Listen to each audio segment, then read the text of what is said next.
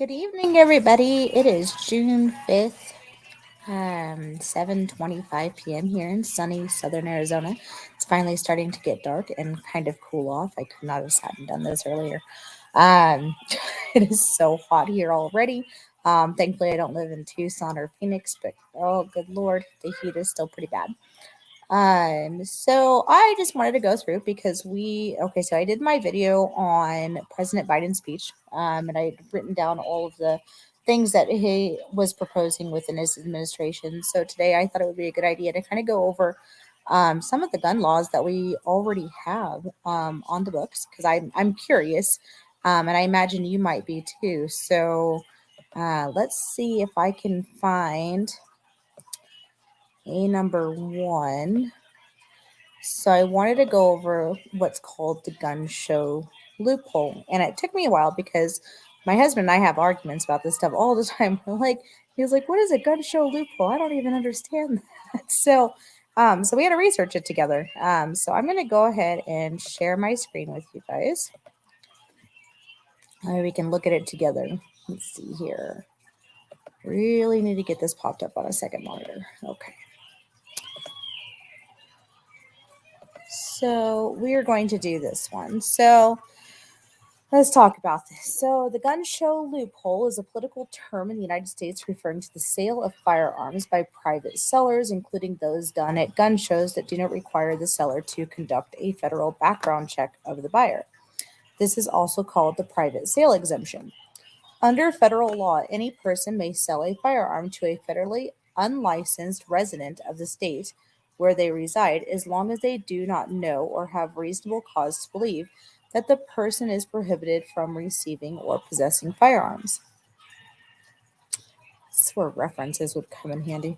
Okay, so under federal law, for sales of firearms by holders of a federal firearms license, such as gun stores, pawn shops, outdoor stores, and other licensees, the seller must perform a background check of the buyer and record the sale, regardless of whether the sale takes place at the seller's regular place of business or at a gun show.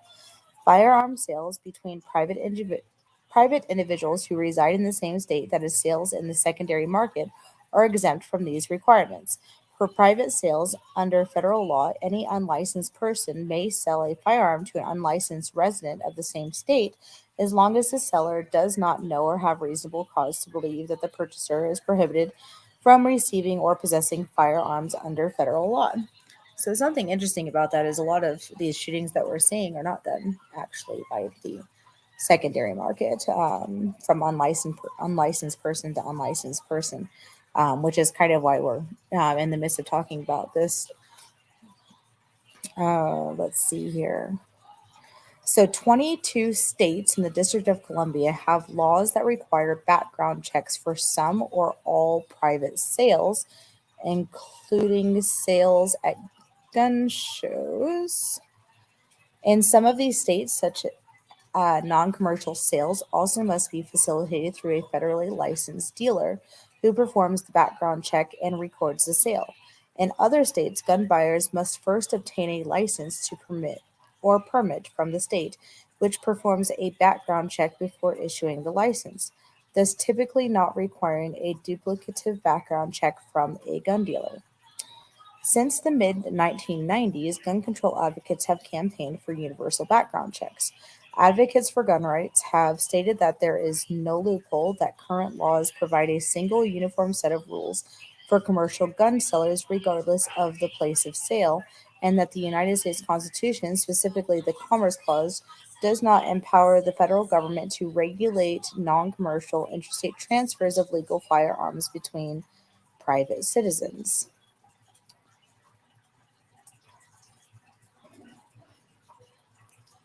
So we're going to go down a little bit more here.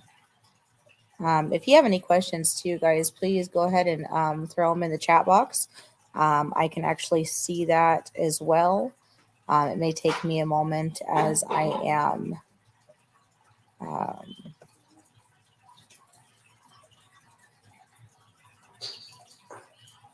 as I'm going through this. I am not opposed to having questions asked, guys. Okay. So, because even I mess up, I'm only human, but I do try to get as much information out there as possible. Okay. So, the provenance, sometimes referred to as the Brady Bill loophole, the Brady law loophole, the gun law loophole, or the private sale loophole, the term refers to a perceived gap in laws that address what types of sales and transfers of firearms require records and or background checks, such as the Brady handgun. Someone something what on you? Well, I'm doing something right now, so you're gonna have to wait. Okay, so you can listen to me if you'd like. Okay, so where was I at here? So the term refers to a perceived gap in laws that address what types of sales and transfers of firearms require records and or background checks, such as the Brady Handgun Violence Prevention Act. Accident. That's okay. Go change yourself, okay? Trash. Okay, go trash that, okay? Sorry. Private parties are not legally required by federal law to ask for identification, complete any forms, or keep any sales records as long as the sale is not made in interstate commerce across state lines and does not fall under purview of the National Firearms Act. In addition to federal legislation, firearm laws vary by state. So let's go check out, right? Because we want to know, right? And by the way, there's like a lot of resources, references, if you want to call it, their cited sources.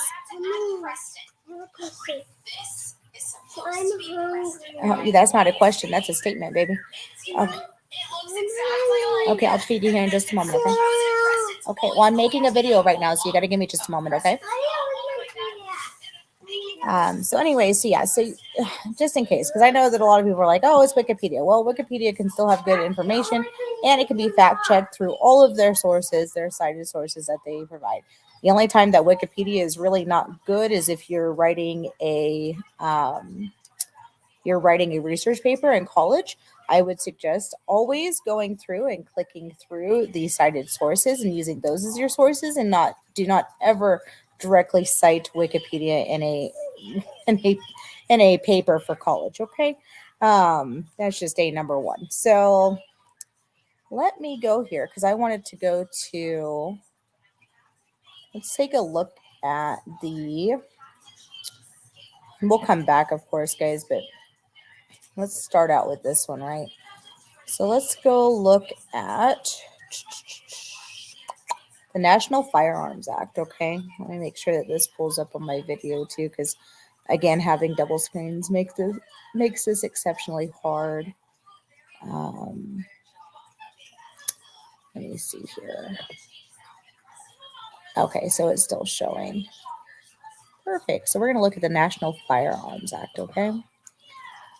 Soon as I can find it on. I have so many tabs open. Okay. Nope, that's not it. Where do we go? Where did we go? Dang, Mommy can't find her page. I lost it.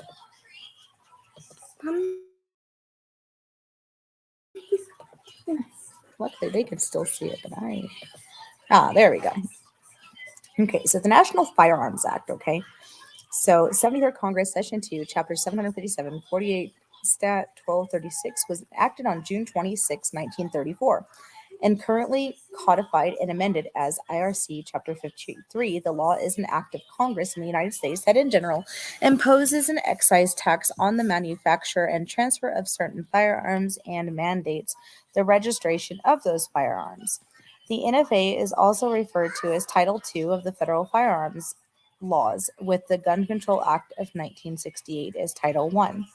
All transfers of ownership of registered NFA firearms must be done through the National Firearms Registration and Transfer Record, the NFA Registry.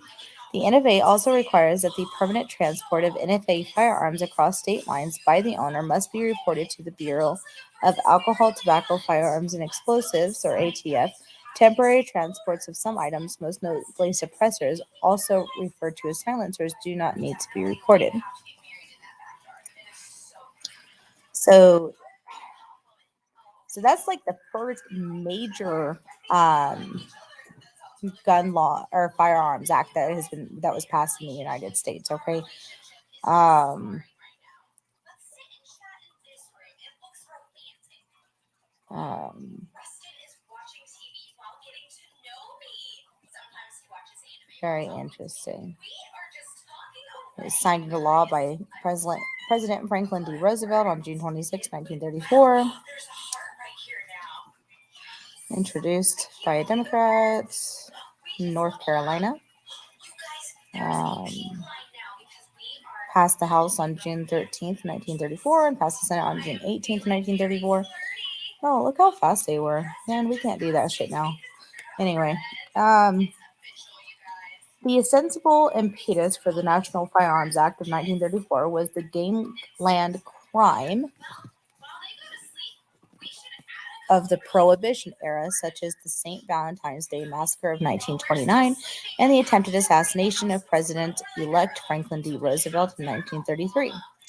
Like, that would be a good enough reason by me. Okay, so the current National Firearms Act, the 1934 Act required NFA firearms to be registered and taxed.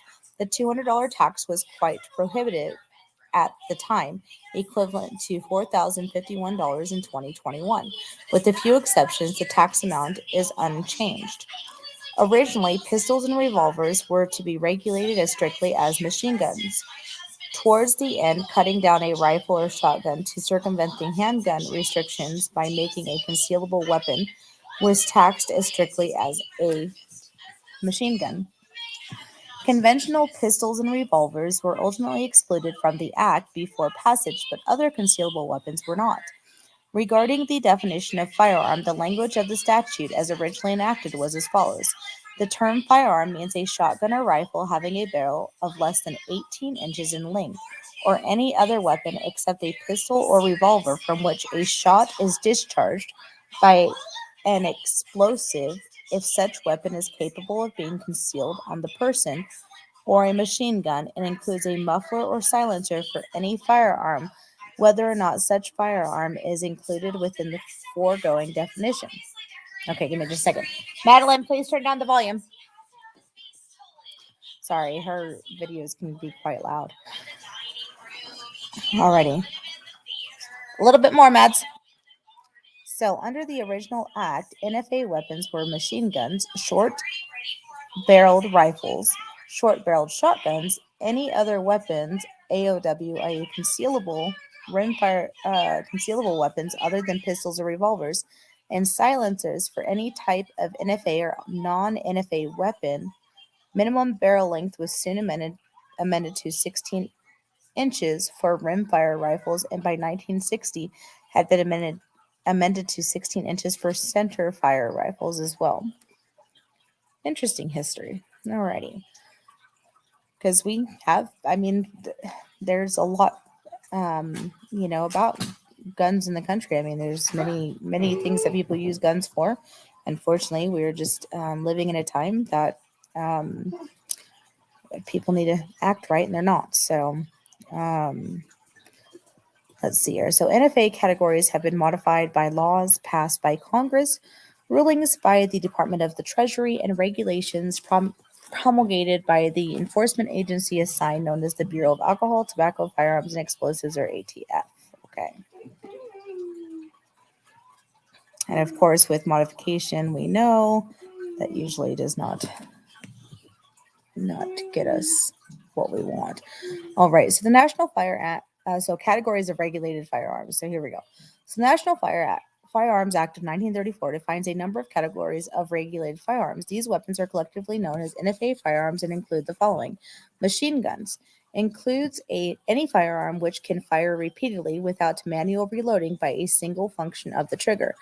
Both continuous fully automatic fire and burst fire, e.g., firearms with a 3-round burst feature, are considered machine gun features. The weapon's receiver is by itself considered to be a regulated firearm. A non-machine gun that can be converted to fire more than one shot per trigger pull by ordinary mechanical skills is determined to be readily convertible and classed as a machine gun, such as a KG-9 pistol. Pre-ban ones are grandfathered. Okay, so short-barreled rifles include any firearm with a buttstock and either a rifle barrel less than 16 inches long or an overall length under 26 inches. The overall length is measured with any folding or collapsing stocks in the extended position. The category also includes firearms which came from the factory with a buttstock that was later removed by a third party. And then we have short-barreled shotguns, similarly to SBRs, but with either a smoothbore barrel less than 18 inches long or a minimum overall length of under 26 inches, so just under 2 feet. All right, so the legal term, so for suppressors, the legal term for a suppressor is silencer and includes any portable device designed to muffle or disguise the report of a portable firearm, but does not include non-portable devices such as sound traps used by gunsmiths in their shops, which are large and usually bolted to the door.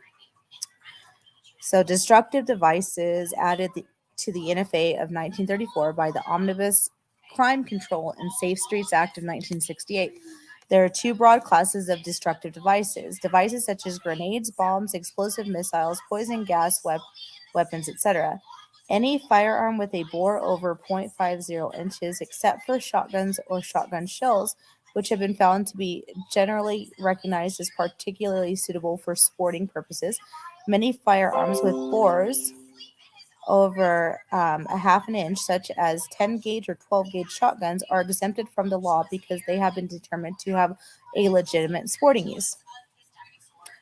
Let's see here. Any other weapons? So, firearms meeting the definition of any other weapon or weapons or devices that can be concealed on the person and from which a shot can be discharged by the energy of an explosive. Many AOWs are disguised devices such as pens, cigarette lighters, knives, cane guns, and umbrella guns. AOWs can be pistols and revolvers with smooth bore barrels, e.g., H&R handguns, Serbu, Super Shorty. I'm not gonna lie, I don't have either of those as far as I know. Designed or redesigned to fire a fixed shotgun shell. While the above weapons are similar in appearance to weapons made from shotguns, they were originally manufactured in the described configuration rather than modified from existing shotguns. As a result, such weapons do not fit within the definition of shotgun or weapons made from a shotgun. The AOW definition includes specifically described weapons with combining shotgun and rifle barrels 12 inches or more, but less than 18 inches in length, from which only a single discharge can be made from either barrel without manual reloading. The ATF Firearms Technology Branch has issued opinions that when a pistol, such as an AR-type pistol under 26 inch in overall length, is fitted with a vertical foregrip, it is no longer designed, made, and intended to fire when held in one hand, and therefore no longer meets the definition of a pistol. Such a firearm then falls only within the definition of any other weapon under the NFA. So in 1938, Congress recognized that the marble game Getter, a short 22-410 sporting firearm, had legitimate use and did not deserve the stigma of a gangster weapon, and reduced the $200 tax to $1 for the game Getter. In 1960, Congress changed the transfer tax for all AOW category firearms to $5. The transfer tax for machine guns, silencers, SBR, and SBS remained at $200. Interesting.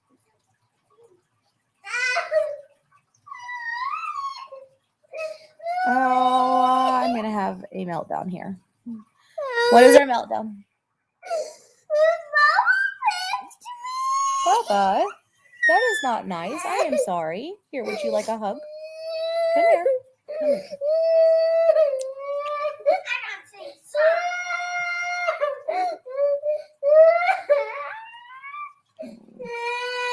I'm sure that hurt a lot, didn't it? Are your feelings hurt? Okay.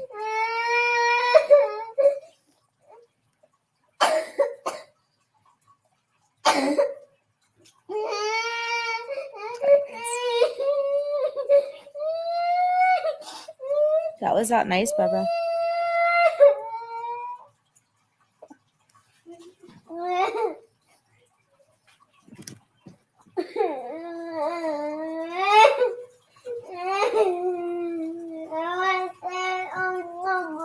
You want to stay on Mama? All right. Well, if you're going to stay on Mama, you're going to have to let me read at least, okay? So let's look at parts associated with NFA items. And of course, this is the minute that I sit down to do anything in this house, I get completely bombarded with, Mommy, you didn't do. Oh, okay. Can I do this? No. Why? I don't want to watch my own show. Well, I'm not turning on anything on my computer for you. Yes. No, you can go find your tablet. Go find your pink one.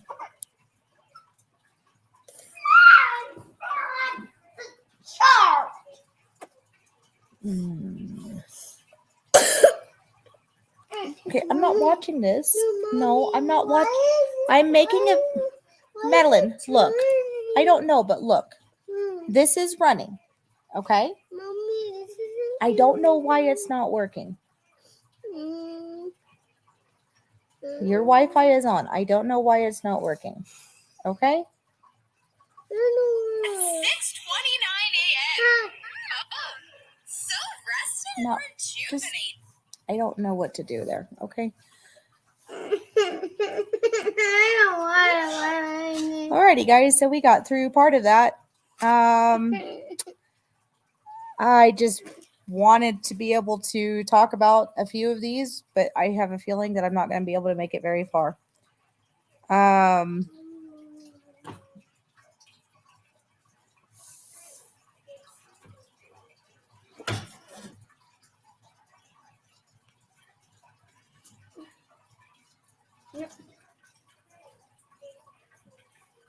I could go into the tithes, but do not. We're not using that as a slide. I have my fish tank back there. All right, guys. Let me go ahead and get off here. I'm sorry. I really wished I could continue. This is a live video, but that's not going to happen at the moment. So I will get back to this. Let me go ahead and take care of the kiddos for right now, and then I will be back on. Bye, guys.